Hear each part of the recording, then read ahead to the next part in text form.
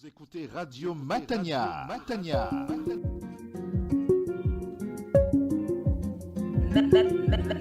Matania Radio. Auditeurs de Radio Matania, c'est l'Avent, la période qui couvre les semaines précédant la parousie, la naissance du Seigneur Jésus-Christ, l'avènement du Seigneur Jésus-Christ. Et Radio Matania marque le coup par des exhortations quotidiennes dispensées par le pasteur responsable de l'église protestante évangélique Matania, le pasteur Claude-Philippe Missindibazi. Ainsi tous les jours, à 7h du matin, à midi, à 15h et à 20h, seront diffusées ces émissions, ces exhortations sur votre chaîne préférée, Radio Matania. Je vous invite à être fidèle à ce rendez-vous et à diffuser autour de vous cette invitation à vos proches, à vos collègues de travail, à vos frères dans la foi et à toute personne disposée à écouter ces importantes exhortations. Restez fidèles au programme riche et enrichissant de Radio Matania, la radio au service de l'Éternel, la radio au service du Seigneur Jésus-Christ, la radio au service du Saint-Esprit. Matania Radio.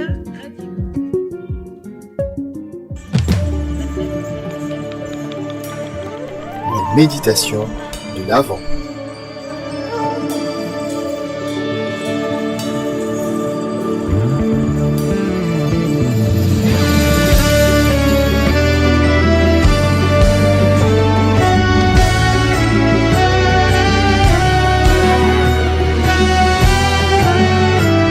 Méditation de l'Avent.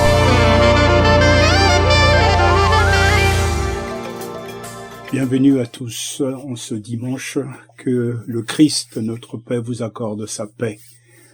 L'Avent est traditionnellement une période de l'année ecclésiastique consacrée à la préparation, à la réflexion et au repentir dans l'attente de l'anniversaire de Jésus à Noël.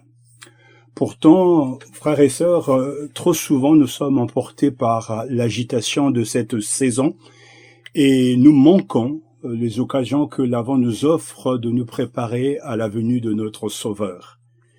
Prions donc le Seigneur Jésus de nous bénir afin de vivre la période de l'Avent qui débute ce dimanche. Vous savez que le mot « Avent » signifie « venu » ou « arrivé ». Soyons des chrétiens de l'Avent, des gens de lumière dans un monde sombre, des gens d'espoir, dans des temps et des lieux de désespoir, des personnes qui suivent Jésus.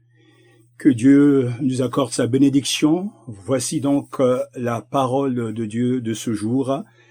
Genèse chapitre 3, versets 14 à 15. L'Éternel Dieu dit au serpent, « Puisque tu as fait cela, tu seras maudit parmi tout le bétail et tous les animaux sauvages. Tu marcheras sur ton ventre et tu mangeras de la poussière tous les jours de ta vie. Je mettrai l'hostilité entre toi et la femme, entre ta descendance et sa descendance. Celle-ci t'écrasera la tête et tu lui blesseras le talon. » Amen. Cette phrase que l'on trouve dans les mots simples mais profonds du verset 15 a été appelé par les biblistes et les théologiens le proto-évangélium, c'est-à-dire la première annonce de la bonne nouvelle de l'évangile. Les mots de cette promesse ont été adressés par Dieu à la puissance satanique derrière le serpent. Je mettrai une hostilité entre toi et la femme, entre ta postérité et sa postérité. Il t'écrasera la tête et tu lui écraseras le talon. Pour commencer à sonder la profondeur du sens de ces quelques mots, nous devons d'abord jeter un bref coup d'œil sur les événements précédents qui ont suscité cette promesse capitale. Dans ce même chapitre 3 donc de Genèse, Il y a d'abord dans les premiers cinq versets l'entretien avec la femme. L'homme et la femme avaient été placés dans un environnement idéal avec une seule restriction, ne pas manger d'un seul arbre. Ensuite, verset 6, le péché va entrer dans le monde. La femme vit que l'arbre était bon à manger, qu'il était un plaisir pour les yeux et qu'il fallait le désirer pour devenir sage. Elle prit de son fruit et en mangea. Elle en donna aussi à son mari qui était avec elle et il en mangea. Puis les versets 7 à 8, Adam et Ève sont conscients qu'ils ont péché. Les yeux de l'un et de l'autre s'ouvrirent et ils connurent qu'ils étaient nus. Ils cousirent donc des feuilles de figuier et se firent des pagnes. Ils entendirent le bruit de l'Éternel, Dieu marchant dans le jardin à la fraîcheur du jour, et l'homme et sa femme se cachèrent en la présence de l'Éternel, Dieu, parmi les arbres du jardin. Comme vous le voyez, les résultats furent immédiats, alors qu'auparavant chacun jouissait d'une personnalité harmonieuse et exemple de culpabilité, ils tentaient maintenant de couvrir leur honte avec des feuilles de figuier. Alors qu'auparavant, ils jouissaient d'une étroite communion avec le Seigneur, et maintenant, à cause du péché, tout va mal.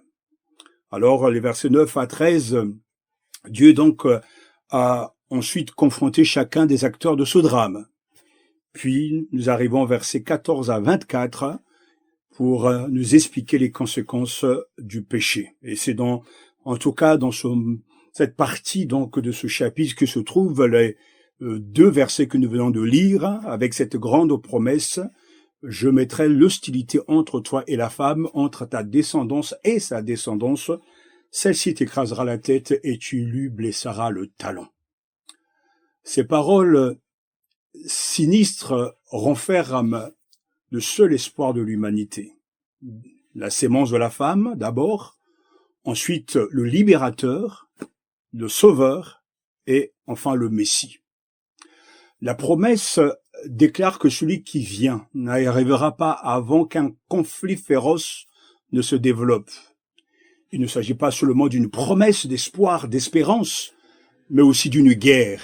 Il s'agira d'une bataille entre les disciples du Seigneur et ceux de Satan. En fin de compte, le conflit se concentrera sur deux individus. Le mot sémence de notre verset ou descendance en hébreu zera a un sens à la fois collectif et individuel. En fait, fondamentalement, ce verset enseigne que le Messie souffrira au cours du processus qui aboutira à la défaite de Satan. Le concept d'un Messie souffrant, bien qu'il ne soit pas familier à de nombreux juifs, peut-être aussi à des chrétiens, peut être rattaché à cette ancienne promesse.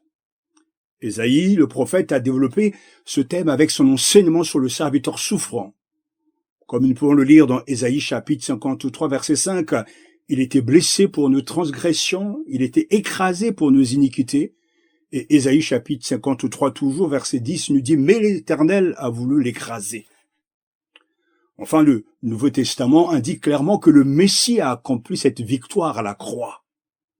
Considérez par exemple Hébreux chapitre 2, versets 14 à 15. « Puisque donc les enfants participent à la chair et au sang, il a lui-même participé aux mêmes choses afin de détruire par la mort celui qui a la puissance de la mort, c'est-à-dire le diable, et de délivrer tous ceux qui, par crainte de la mort, étaient soumis à un esclavage perpétuel. » Le Nouveau Testament est également clair sur le fait que le châtiment final est la mise hors d'état de nuire totale de Satan. Attendant la fin des temps, le Dieu de paix écrasera bientôt Satan sous vos pieds. Romains chapitre 16, verset 20. Le livre de l'Apocalypse dépeint cet accomplissement final comme ayant lieu lors du grand jugement du trône blanc, Apocalypse chapitre 20, versets 11 à 15. Il est clair, frères et sœurs, que si Satan est réellement vivant, il ne se porte pas bien sur la planète Terre. C'est un ennemi vaincu, bien que son destin final l'attende. En conclusion, quelle vérité fondamentale peut-on déduire de Genèse chapitre 3, verset 15 concernant l'avènement du Messie? Tout d'abord, le Messie aura une naissance unique. Il sera la descendance de la femme et non de l'homme. Nous pouvons donc, à juste titre, voir dans cette promesse une prédiction, une prophétie de la naissance virginale, même s'il faut être patient avec quelqu'un qui a du mal à avoir cette vérité. Deuxièmement, le Messie sera surnaturel.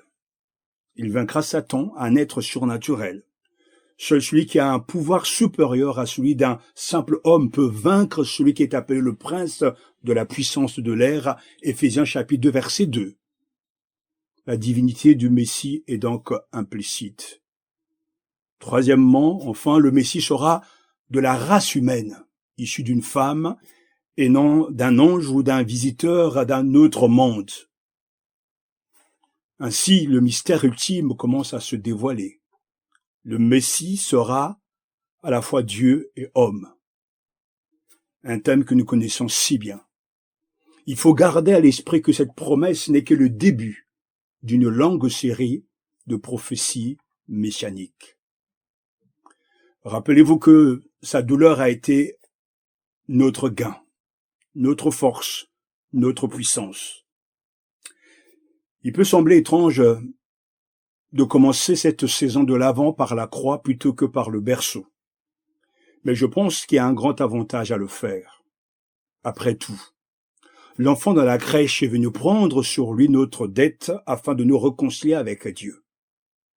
Comme quelqu'un l'a dit un jour, le Fils de Dieu est devenu le Fils de l'homme afin que les fils et les filles de l'humanité puissent devenir les fils et les filles de Dieu. Chers amis, chers frères et sœurs, rappelons-nous où nous allons. Encadrant la nativité en n'oubliant pas que dans son premier tour de piste, le Messie est venu nous sortir de ce pétrin, de la mort, de la malédiction. Il est descendu à notre niveau pour nous élever au sien, et son chemin a été le chemin de la croix. Lisez Matthieu chapitre 27, versets 11 à 66. Et là, nous pourrons donc, et vous pourrez donc apprécier la douce scène de la crèche, parce que nous nous préparons à fêter l'anniversaire de celui qui est Dieu. Que le Seigneur vous accorde sa grâce en cette journée. Prions et attendons-nous avec joie à mieux le connaître pour mieux le servir. Prions. Seigneur, en ce début de décembre, aide-moi, aide-nous à comprendre le but de la nativité. Notre Sauveur est venu mourir et payer ma dette, notre dette, parce qu'il nous aime. Il a pris chair à Bethléem afin de se présenter au monde comme notre sacrifice expiatoire. Aide-moi, aide-nous, Seigneur, à nous souvenir du but ultime de cette période de l'Avent et à l'apprécier plus pleinement au nom précieux de Jésus. Amen.